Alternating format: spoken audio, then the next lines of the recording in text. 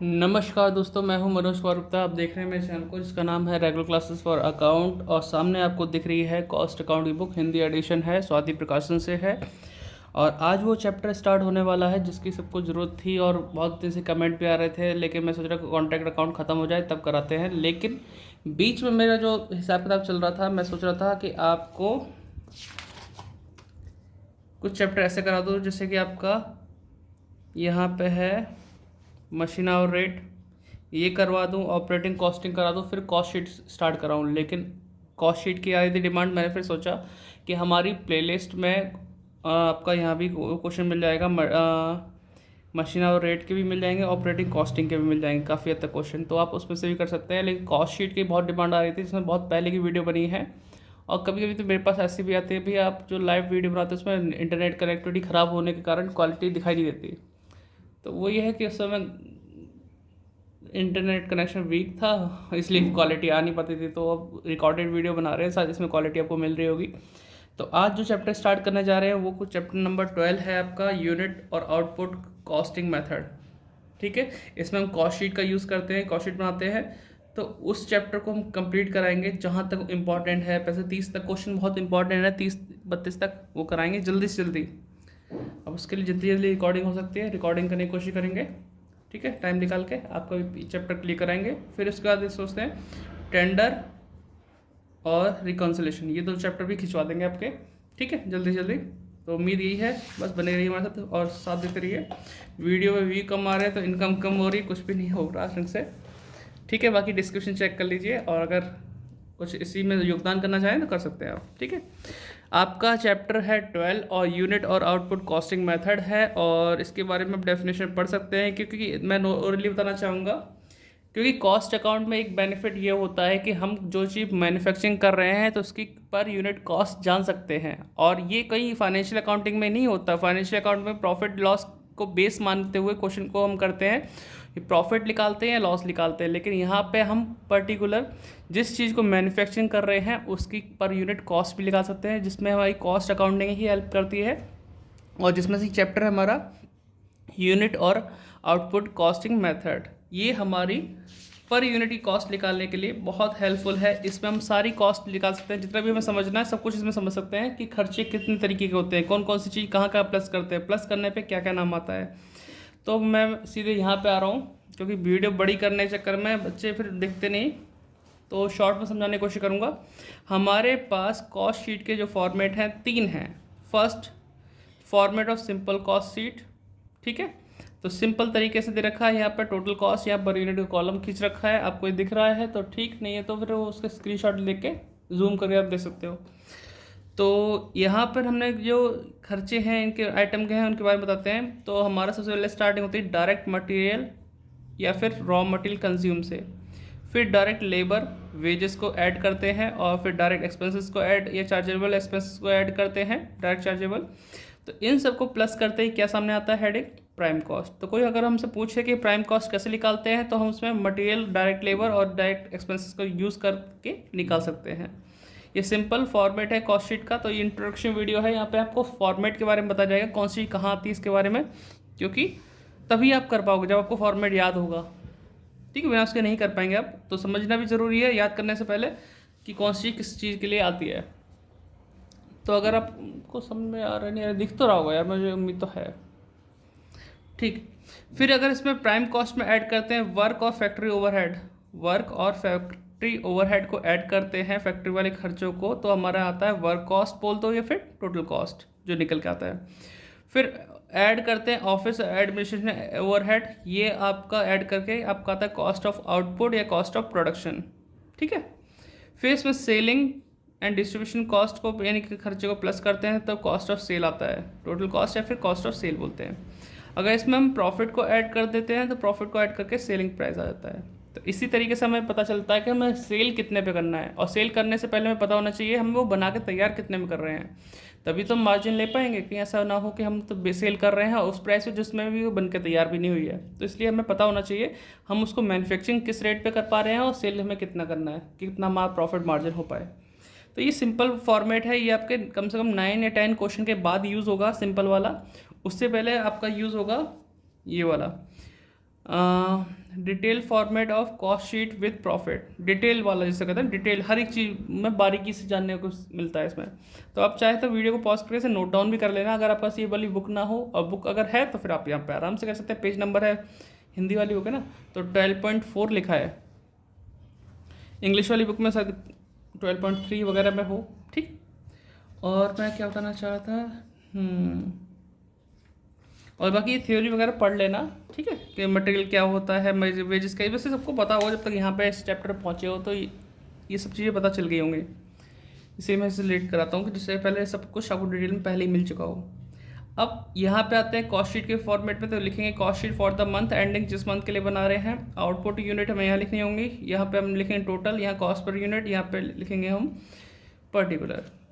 अब आता है जैसे कि ये हेडिंग पे ध्यान दो, हमें ये याद करना है, तो ये हेडिंग पे ध्यान दो, तभी आप कर पाएंगे। ये फॉर्मेट आपको पूरा याद होना चाहिए। जिस बच्चे को भी पूरा याद नहीं है, मतलब लर्न नहीं है, तो वो क्वेश्चन में ये गलती कर सकता है कि खर्चे या तो मिसमैच कर देगा, भाई जो खर्चे आने चाहिए प्राइम कॉस्ट में वो कहीं और लिख देगा, फैक्ट्री वाले में फैक्ट्री वाले, वर्क ओवरहेड उसमें लिख देगा ऑफिस वाले में। तो ये चीज़ आपसे नहीं गलती होनी चाहिए, है ना, तो ये बहुत ज़रूरी है। तो यहाँ पे देखते हैं, सबसे पहले हमारी टारगेट रहेगा मटेरियल कंज्यूम निकालने के लिए। जो हमने यहाँ पे लिखा था, डायरेक्ट लिखा था, डायरेक्ट मटेरियल कंज्यूम, इसको कभी कभी निकालना पड़ता है, फाइंड आउट करना पड़ता है। तो उसके लिए यहाँ पे डिटेल में दे रखा है। Opening stock of raw material लिखते हैं यहाँ पे, उसमें ऐड करते हैं परचेज ड्यूरिंग द ईयर, फिर कैरेज इनवर्ड या फ्राइड इनवर्ड के नाम से नाम हो तो उसे प्लस कर देते हैं, लेस करते हैं closing stock of raw material. ये रॉ मटेरियल से रिलेटेड है, कच्चा माल, ठीक है। इन सबको प्लस माइनस करने के बाद हमारा निकल के आता है मटेरियल कंज्यूम। ये आ गई हेडिंग। इसी मटेरियल कंज्यूम को हम बाहर भी लिख सकते हैं पर यूनिट के हिसाब से, ठीक है। अगर पर यूनिट निकालना है तो इसे पर यूनिट से, मतलब जो आउटपुट यूनिट है उससे डिवाइड करके बाहर भी लिख सकते हैं। फिर डायरेक्ट वेजेस को ऐड करेंगे, डायरेक्ट और चार्जेबल एक्सपेंसेस को ऐड करेंगे, तो आपका आएगा प्राइम कॉस्ट। तो पहली हेडिंग हमारी प्राइम कॉस्ट से स्टार्ट होता है, लेकिन उससे पहले मटेरियल कंज्यूम हमें निकालना पड़ता है, और निकाल के दे रखा है तो अच्छी बात है, सिंपल ऐसे लिख के काम कर सकते हैं, ठीक है। इतना तो क्लियर हो गया आपको। फिर प्राइम कॉस्ट को आ जाता है हमारे फैक्ट्री वाले खर्चे, वर्क कॉस्ट जिसे हम बोलते हैं, ठीक है। तो यहाँ लिखा है वर्क और factory on cost. On cost मतलब फैक्ट्री पे होने वाले खर्चे, और जब इनको हम टोटल कर देंगे तो फैक्ट्री कॉस्ट या फिर वर्क कॉस्ट बोला जाएगा, यानी कुल लागत, है ना। तो इन दोनों में फ़र्क है, फैक्ट्री ऑन कॉस्ट या वर्क ऑन कॉस्ट या फिर वर्क कॉस्ट में, ठीक है। तो बच्चों ध्यान से देखना, अगर आपको दिख रहा है तो बहुत क्लियर है, वरना मैं स्टैंड को नीचे भी कर सकता हूँ, लेकिन वो फ्रेम में ये कट जाएगा, फिर समझ नहीं आएगा आपको आएगा। तो चलो, फैक्ट्री वाले खर्चे कौन कौन से हैं। आपने ऊपर डायरेक्ट वेजेस का नाम सुना, यहाँ क्या आएगा इनडायरेक्ट, जो इनडायरेक्ट तरीके से वेजेस उस पर प्रोडक्ट पे लग रही है, ये डायरेक्ट वाली होती है, जो डायरेक्ट तौर पे इसको इफेक्ट करती है, इसी ऊपर कंज्यूम होती है। अब indirect expenses, sorry indirect wages, depreciation of machine, depreciation on factory building, repair to machine building और फ्यूल इलेक्ट्रिक पावर ETC, मतलब एक्सेट्रा। ये सारे खर्चे हैं, may be percentage on prime cost और डायरेक्ट लेबर। ये खर्चे कभी कभी मैं ऐसे बोल रहा था कि ये परसेंटेज के रूप में दिए होते हैं कि 20% on direct wages, 20% on direct labour, ऐसे भी बोल सकते हैं ये, है ना। और कभी कभी क्लियर अमाउंट में दिए होते हैं, तो इन सबको लिखेंगे यहाँ पर, और पर यूनिट के लिए हमें डिवाइड करके बाहर लिखना पड़ेगा। फिलहाल तो हम इस कॉलम को ध्यान से देख रहे हैं, ठीक है। ये सब हमारे खर्चे को याद होना चाहिए, ये सब फैक्ट्री वाले खर्चे हैं, ठीक है। Depreciation on machine, depreciation on factory building, repair to machine, है ना, और फ्यूल पावर, इलेक्ट्रिक पावर, ठीक है। ये आ गया हमारे पास, तो इसे नोट डाउन भी कर लेना अगर आपको करना है वीडियो देखकर। तो इसके बाद हमें इसी में, यही पॉइंट यहाँ पे भी ख़त्म नहीं हुआ, ये भी चीज़ हमने यहाँ लिखी है, इसी में ही आगे हमें ऐड लेस करना पड़ेगा। दिख रहा होगा आपको, तो नहीं दिख रहा तो मैं नीचे करूँ थोड़ा सा,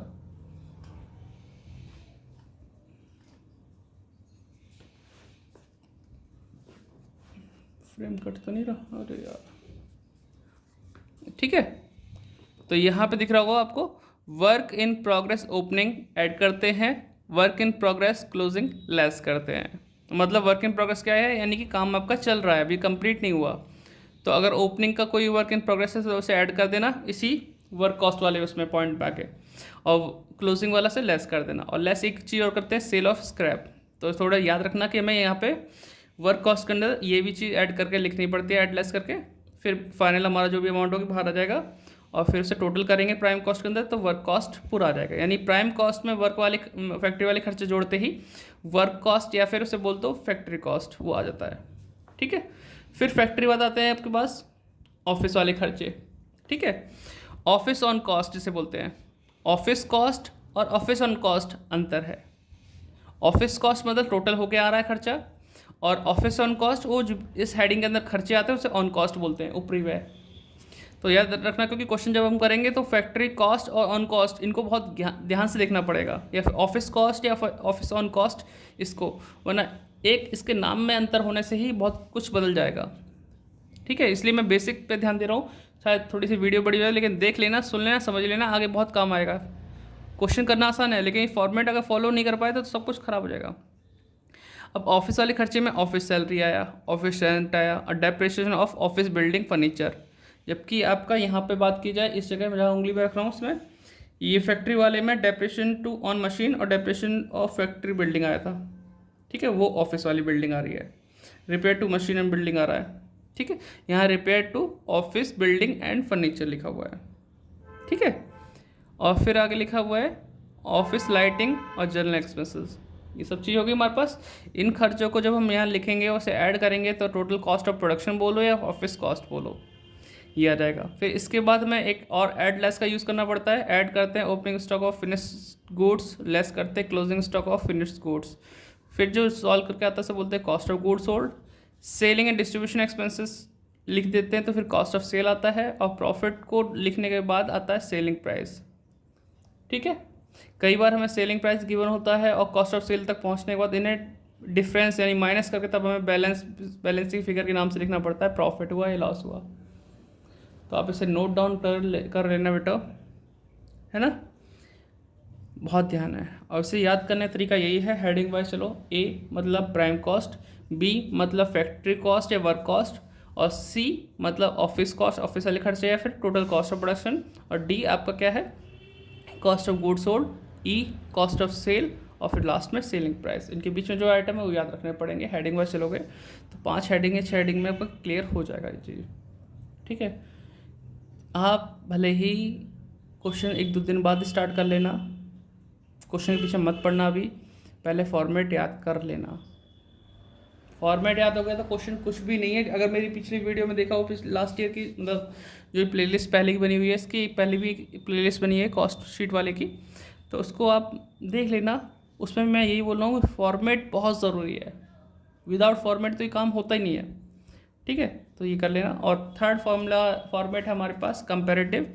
ये भी यूज़ होगा, एक आध क्वेश्चन में ही होगा तो, लेकिन ये होगा 18-19 से पहले क्वेश्चन में, है ना, 17-18 के आसपास के क्वेश्चन में होगा ये फॉर्मेट। एक आध जगह ये यूज़ होता है, तो इसे भी आप देख लो। चीज़ वही है जो यहाँ पे लिखा है, बस ये क्या है, एक फर्स्ट पीरियड है, यहाँ पे सेकंड पीरियड है। इन दोनों में कंपैरिजन करना पड़ता है कि पहले हम क्या अर्न कर रहे थे या क्या कॉस्टिंग चल रही थी, अब क्या कॉस्टिंग चल रही है।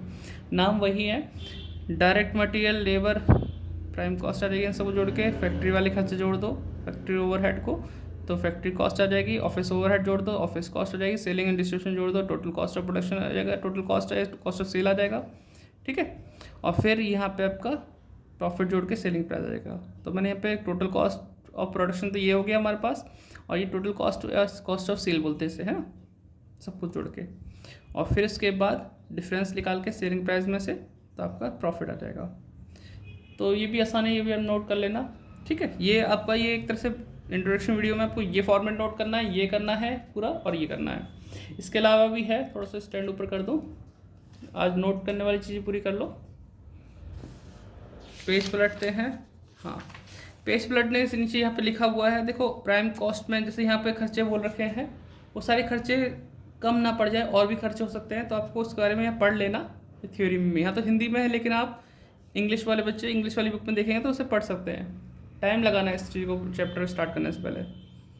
ठीक है, तो प्राइम कॉस्ट के बारे में पढ़ने को मिलेगा, फैक्ट्री कॉस्ट के बारे में पढ़ने को मिलेगा, है ना। फैक्ट्री कॉस्ट में कौन कौन से खर्चे आ सकते हैं, ऑफिस वाले खर्चों में कौन कौन से आएंगे, टोटल कॉस्ट में क्या क्या आएगा, बेचे गए कॉस्ट ऑफ गुड्स सोल्ड कैसे निकालना है, ये सब चीज़ें इन्हें पढ़ लेना। खर्चे के बारे में बहुत सारे खर्चे ऐसे जो फॉर्मेट में नहीं आ सकते लेकिन होते हैं। ठीक है, तो इसे पढ़ना बहुत ज़रूरी है। एक आता है आपका यहाँ पे calculation material consume. Material consume का आपने यहाँ भी नाम सुना है, इस फॉर्मेट के अंदर मटेरियल कंज्यूम निकाल रखा है, 4 लाइनों में ख़त्म हो गया, 4-5 लाइनों में। तो देखो opening stock of raw material लिखा, ऐड किया आपने परचेज ड्यूरिंग द ईयर, और ऐड किया कैरेज इनवर्ड, लेस किया closing stock of raw material, इससे आ गया। लेकिन इसी को ब्रीफली समझना हो तो ये फॉर्मेट है, दिख तो रहा होगा यार आपको। तो अगर ना दिख रहा तो हाई क्वालिटी पे सेट करके वीडियो प्ले करना, 1080 पे क्लियर दिखाई देगा, ठीक है। और कच्ची सामग्री इसमें दे रखा है, ओपनिंग स्टॉक और रॉ मटेरियल लिखा, ऐड करने वाले आइटम बहुत सारे हैं, परचेज और रॉ मटेरियल है जो कि पहले भी था, कैरेज इनवर्ड है, custom duty, octroi, other direct expense of material ये भी है। अब माइनस करने में डिफेक्टिव मटेरियल रिटर्न है, सेल स्क्रैप ऑफ मटेरियल है, ठीक है, जो कि यहाँ पे इसका जिक्र नहीं था, यहाँ पे स्क्रैप ऑफ मटेरियल नहीं दे रखा। हाँ, यहाँ पे लिखा है सेल ऑफ स्क्रैप, लेकिन स्क्रैप ऑफ मटेरियल लिखा होगा तो वो तो इसी हेडिंग के अंदर आएगा, याद रखना इस चीज़ को, ठीक है। तो अभी हम क्या, स्क्रैप ऑफ मटेरियल हो गया, abnormal wastage of material, by product, sale of defective material, closing stock of raw material, ये चीज़ हमें माइनस करनी है तो जाके आएगा आपका मटेरियल कंज्यूम। तो ये फॉर्मेट मन में ध्यान रखना और लिख भी लेना एक जगह, है ना, क्योंकि ये आइटम कहीं भी कुछ भी मिल सकते हैं, तो उसको यूज़ वहाँ पे करना पड़ेगा बड़े वाले फॉर्मेट के अंदर। तो ये आप कर लेंगे उम्मीद है, ठीक। बाकी आपको परसेंटेज, हाँ ये फॉर्मूला भी लिखाऊंगा। अब हिंदी में लिखा हुआ है तो फिलहाल इससे काम चलाओ, इंग्लिश वाली बुक में इंग्लिश की लाइन लिखी होगी। जब लाभ का प्रतिशत लागत मूल्य पे दिया गया हो, तो यानी प्रॉफिट ऑन कॉस्ट हो, तो हम कैसे निकालते हैं, परसेंटेज दे रखी है प्रॉफिट ऑन कॉस्ट की, जैसे 20%, 25%, तो कैसे निकालेंगे, total cost into percentage of profit upon 100। इसमें लिखा लाभ का प्रतिशत विक्रय मूल्य पर आधारित हो, यानी प्रॉफिट ऑन सेल दे रखा हो, तो कैसे करेंगे, प्रॉफिट ऑन सेल दे रखा हो, लेकिन हमें पता तब भी कॉस्ट हो, सेलिंग के बारे में जानकारी ना दे रखी हो, क्या दे रखा हो, टोटल कॉस्ट की जानकारी दे रखी हो, और लेकिन प्रॉफिट ऑन सेल बोला हो, तो हम क्या करेंगे, total cost into percent upon 100 minus percentage of profit, जो परसेंटेज ऊपर है वही नीचे 100 में से माइनस हो जाएगी। तो ध्यान रखना, हमें सिर्फ टोटल कॉस्ट की जानकारी है, लेकिन प्रॉफिट की परसेंटेज या तो कॉस्ट पे दी होगी या फिर सेल पे दे रखी होगी। तो इनके फॉर्मूले नोट करना, ये भी स्टार्टिंग के क्वेश्चन होंगे ना, फर्स्ट सेकंड थर्ड या फोर्थ, इनमें कहीं भी यूज़ हो सकता है। इसके बाद हमसे बोला जाता है कि आपको पर्टिकुलर एक्सपेंसेस की परसेंटेज निकालनी होती है, जैसे लिखा ना, अब हिंदी में हेडिंग है, वैसे इंग्लिश में मिलेगी आपको कहीं ना कहीं जब इंग्लिश वाली बुक पढ़ोगे। लागत के प्रत्येक व्यय का कुल लागत पर प्रतिशत निकालना, यानी कि आपको ईच कॉस्ट का, मतलब हर एक आइटम का टोटल कॉस्ट पे परसेंटेज निकालना है, ठीक है। जो भी एक्सपेंसेस हो रहे हैं, ईच एंड एवरी एक्सपेंसेस जिसकी परसेंटेज निकालनी है ऑन टोटल कॉस्ट। तो percentage of material consume to total cost, material consume की निकालनी है टोटल कॉस्ट। अब इसे कैसे पता चलता है कि हमें कौन कौन सी निकालनी पड़ेगी, बच्चे को हमें बताया, हमने यहाँ से लिखवा दिया। तो उसे पता करने के लिए आपको यहाँ देखो फॉर्मेट पे, क्योंकि याद करने का तरीका भी मैं बता रहा हूँ कैसे करोगे। मटेरियल कंज्यूम की हेडिंग है तो इसकी परसेंटेज निकालनी ज़रूरी है। प्राइम कॉस्ट की हेडिंग है, प्राइम कॉस्ट की निकालनी है। वर्क कॉस्ट की हेडिंग है, वर्क कॉस्ट की निकालनी है। टोटल कॉस्ट ऑफ प्रोडक्शन है, इसकी हेडिंग है तो इसकी भी निकालनी पड़ेगी। तो इतना तो मोस्टली तो निकालना पड़ेगा, इन दोनों की ज़रूरत नहीं पड़ती, यहाँ तक का काम ज़रूरी पड़ता है। तो 4 हेडिंग करीबन हो गई, 2 और 2 4। देखते हैं और भी कोई खर्चा मिला तो उनका भी हमें करना पड़ सकता है। थोड़ा गलती हो गई लगता है, प्राइम कॉस्ट का मैं बोल दिया नहीं, मतलब मटेरियल कंज्यूम का होगा और इनके खर्चे के हिसाब से दे रखा है, डायरेक्ट वेजेस का, ठीक है। डायरेक्ट चार्जेबल एक्सपेंसेस, मतलब इनका भी निकालना पड़ सकता है जो अंदर वर्क कॉस्ट वाले खर्चे हैं। तो मैं हेडिंग पर गलत बोल गया, मुझे लगता है हेडिंग पे निकालना पड़ेगा, नहीं अंदर वाले आइटम को यूज़ कर रहे हैं। तो चलो अभी दिखाते हैं, आपको पढ़ाया तो है नहीं, मैं फिलहाल भी पढ़ा रहा हूँ। Percentage of material consume to total cost, जब ये लाइन हम लिखते हैं ना, इसी से मतलब फॉर्मूला बन जाता है। मटेरियल कंज्यूम का टोटल कॉस्ट पे निकालना, तो material consume into 100 upon total cost. अब डायरेक्ट लेबर का निकालना हो, percentage of direct labour to total cost, तो direct labour into 100 upon total cost. Percentage chargeable expenses to total cost, तो chargeable expenses into 100 upon total cost. ये तो आपने समझा प्राइम कॉस्ट के अंदर आने वाला आइटम है। अब फैक्ट्री वाले खर्चे, फैक्ट्री वाले खर्चे तो बहुत सारे हैं, कुछ भी हो सकते हैं, लेकिन अगर एक टोटल अमाउंट दे रखी फैक्ट्री एक्सपेंसेस की, तो उसी कैसे निकालेंगे, factory overhead into 100 upon total cost. Office overhead की दे रखी हो तो office overhead into 100 upon total cost, मतलब हेडिंग नहीं, उसके अंदर का आइटम के यूज़ हो रहा है। Percentage of selling and distribution expenses to total cost. तो selling and distribution expenses into 100 upon total cost का यूज़ हो रहा है। तो ऐसे निकालना है। बाकी फॉर्मेट तो और भी हैं इसमें वो फॉर्मूले, तो पर्टिकुलर किसी prime cost on direct ways in पर दिखा रखे हैं, लेकिन यूज़ इनका ज़्यादा होता है क्वेश्चन में। ठीक है, तो आप इसे नोट डाउन कर लेना, बाद में दिक्कत होगी कहाँ से कौन सी चीज़ आ रही है तो क्लियर नहीं हो पाएगा आपको फिर। ठीक है, तो यही था नोट डाउन करने वाला पहली वीडियो के आधार पे, तो आप इसे पूरा ढंग से समझ लिए होंगे। क्वेश्चन की वीडियो जब मैं कराऊंगा तो आप भले ही 1-2 दिन बाद देखना उन्हें, कोई दिक्कत नहीं, लेकिन पहले अपना फॉर्मेट क्लियर कर लेना। बाकी तो अब क्वेश्चन कराऊंगा, 20 मिनट की वीडियो मिल गई, बन गई है। ठीक है, मिलते हैं नेक्स्ट वीडियो में, तब तक के लिए जय हिंद जय भारत, खुश रहिए अपने, है ना। वीडियो अगर पूरी देखिए तो लाइक शेयर सब्सक्राइब जरूर करना, अगर नए हो तो शेयर जरूर करना। डिस्क्रिप्शन में कुछ चीज़ लिखी है, अगर उसे करना चाहो तो उसे भी अप्लाई कर सकते हो। ठीक है, बाय बाय।